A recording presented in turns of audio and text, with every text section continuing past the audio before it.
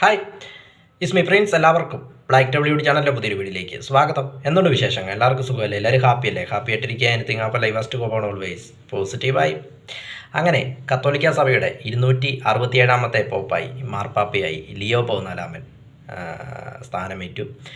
അദ്ദേഹത്തിൻ്റെ യഥാർത്ഥ പേര് റോബർട്ട് ഫ്രാൻസിസ് പ്രിവോസ്റ്റ് എന്നാണ് അദ്ദേഹത്തിൻ്റെ യഥാർത്ഥ പേര്.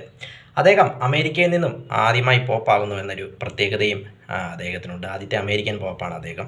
അമേരിക്കയിലെ ചിക്കാഗോയിലാണ് അദ്ദേഹം ജനിച്ചത്. അതായത് 1955 സെപ്റ്റംബർ 14 അദ്ദേഹം ജനിച്ചത്. ഇപ്പോൾ അദ്ദേഹത്തിന് 69 വയസ്സാണ്. 69ാമത്തെ വയസ്സിലാണ് അദ്ദേഹം പോപ്പ് സ്ഥാനം ഏറ്റെടുക്കുന്നത്.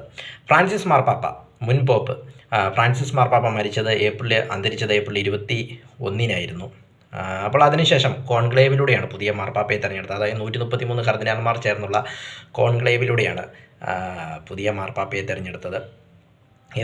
മെയ് 7 കോൺക്ലേവ് സ്റ്റാർട്ട് ചെയ്ത്. മെയ് 7 തീയതികളിൽ ഇങ്ങനെ ആരംഭിച്ച് ഒടുവിൽ മാർപ്പാപ്പയെ തിരഞ്ഞെടുക്കുകയായിരുന്നു. 8 തീയതി മാർപ്പാപ്പയെ തിരഞ്ഞെടുക്കുകയായിരുന്നു. അതായത് അമേരിക്കയിൽ നിന്നുള്ള ആദ്യത്തെ പോപ്പ് എന്ന പ്രത്യേകതയുമുണ്ട്. അതോടൊപ്പം ഇദ്ദേഹം 1955 സെപ്റ്റംബർ 14 ജനിക്കുന്നത്. അതായത് ലൂയിസ് മിൻഡ്രിഡ് ദമ്പതികളുടെ മകനായിട്ടാണ് ഇദ്ദേഹം ചിക്കാഗോയിൽ ജനിക്കുന്നത്. അതിനുശേഷം 1978 ഇദ്ദേഹം കത്തോലിക്ക, അല്ലെങ്കിൽ 78 ഇദ്ദേഹം പുരോഹിത പദവിയിലേക്ക് പോകുന്നത്, അല്ല പുരോഹിതനാകാൻ വേണ്ടി പോകുന്നത് 1978. 1985 മുതൽ ഇദ്ദേഹം പെറുവിലാണ്.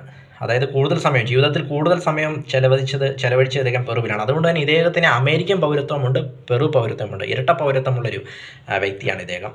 അതിനുശേഷം ഇദ്ദേഹം 2014 മുതൽ 2023 വരെ ചിക്കാഗോയുടെ ബിഷപ്പായിരുന്നു. 2014 മുതൽ 2023 വരെ. അതിനുശേഷം കർദിനാളായി ഉയർത്തിയപ്പോഴാണ് ഈ മാർപ്പാപ്പമാരുടെ അല്ലെങ്കിൽ മാർപ്പാപ്പമാരെ തിരഞ്ഞെടുക്കാനുള്ള ആ ഒരു ഇതിലേക്ക് വരുന്നത്. അത് 2023 ഫ്രാൻസിസ് മാർപ്പാപ്പയാണ് ആ ഒരു അംഗത്വം കൊടുത്തത് എന്നത് മറ്റൊരു ശ്രദ്ധേയമായ കാര്യമാണ്. ഏതായാലും ആ ഒരു ഇത് സ്വീകരിച്ച് ആ ഒരു ഇത് കിട്ടി. 2 വർഷത്തിന് ശേഷം അദ്ദേഹം പോപ്പായി. കത്തോലിക്ക സഭയുടെ 267ാമത്തെ പോപ്പാണ് അദ്ദേഹം. വത്തിക്കാൻ സിറ്റിയുടെ, അല്ലെങ്കിൽ കത്തോലിക്ക സഭയുടെ കത്തോലിക്ക സഭയുടെ മുഴുവൻ ഇതും അദ്ദേഹത്തിൻ്റെ കീഴിലാണെന്ന് പറയാം. അതോടൊപ്പം വത്തിക്കാൻ്റെ അധികാരവും അദ്ദേഹത്തിന് കീഴിലാണ്. വത്തിക്കാൻ സിറ്റി സ്റ്റേറ്റിൻ്റെ അധികാരവും അദ്ദേഹത്തിന് കീഴിലാണ്. ഏതായാലും പുതിയ മാർപ്പാപ്പ ചാർജ് എടുക്കുമ്പോൾ അല്ലെങ്കിൽ അത്ര ശുഭകരമായിരിക്കില്ല എന്നാണ് എനിക്ക് തോന്നുന്നത്. കാരണം ലോകം മൊത്തം ഇപ്പോൾ അറിയാലോ, ഇന്ത്യ പാകിസ്ഥാൻ യുദ്ധം നടന്നുകൊണ്ടിരിക്കുന്നു. റഷ്യ ഉക്രൈൻ ഉണ്ട്. അതോടൊപ്പം ഇസ്രയേൽ പാലസ്തീൻ പ്രശ്നങ്ങൾ അവിടെ ഉണ്ട്. അങ്ങനെ മൊത്തത്തിൽ അമേരിക്ക ചൈന പ്രശ്നങ്ങൾ അവിടെയുണ്ട്.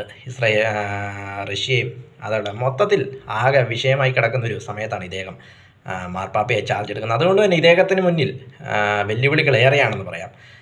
കാരണം ഒരു ഭാഗത്ത് യുദ്ധവും കാര്യങ്ങളുമൊക്കെ ലോകരാജ്യങ്ങളെല്ലാം യുദ്ധത്തിനും ഇതിനുമൊക്കെ പുറകെ പോകുമ്പോൾ അതൊക്കെ ഒരു തരത്തിൽ പറഞ്ഞാൽ മാർപ്പാപ്പയെ വളരെ വിഷമിപ്പിക്കുന്ന ഒരു കാര്യമാണെന്ന് പറയാം. കാരണം അത്തരത്തിലുള്ള കാലഘട്ടത്തിലൂടെയാണ് നമ്മൾ മുന്നോട്ട് പോകുന്നത്. അതുകൊണ്ട് തന്നെ ഇദ്ദേഹം എങ്ങനെയായിരിക്കും എങ്ങനെയായിരിക്കും സമീപിക്കുക, അല്ലെങ്കിൽ എങ്ങനെയായിരിക്കും ലോകത്തോട് പ്രതികരിക്കുക എന്നൊന്നും നമുക്കറിയില്ല. കാരണം അത്ര സങ്കീർണമായിരിക്കും, അല്ലെങ്കിൽ അത്ര വഷളായിരിക്കും ഇദ്ദേഹത്തിൻ്റെ, അല്ലെങ്കിൽ അത്രത്തിന് സങ്കീർണമായ കാലഘട്ടമാണ്, സങ്കീർണമായ സമയത്താണ് ഇദ്ദേഹം ചുമതലയേറ്റതും എന്നതും മറ്റൊരു എടുത്തു പറയേണ്ട കാര്യമാണെന്ന് പറയാം. കാരണം നിരവധി വെല്ലുവിളികളാണ് ഇനി ഇദ്ദേഹത്തെ കാത്തിരിക്കുന്നത്. കാരണം യുദ്ധവും കാര്യങ്ങളുമൊക്കെ ഇന്ത്യ പാകിസ്ഥാൻ മൂർച്ഛിച്ച് നിൽക്കുന്ന സമയത്താണ് ഇദ്ദേഹം ചാർജ് എടുത്തത് എന്നതും മറ്റൊരു പ്രത്യേകതയാണെന്ന് പറയാം. കാരണം ഫ്രാൻസിസ് മാർപ്പാപ്പയെ പോലല്ല, ഇദ്ദേഹത്തിന് ഇനി നിരവധി വെല്ലുവിളികൾ നേരിടേണ്ടി വരും എന്ന കാര്യത്തിലും യാതൊരു സംശയവുമില്ല. Robert Francis Prevost Leo പൗനാലാമൻ.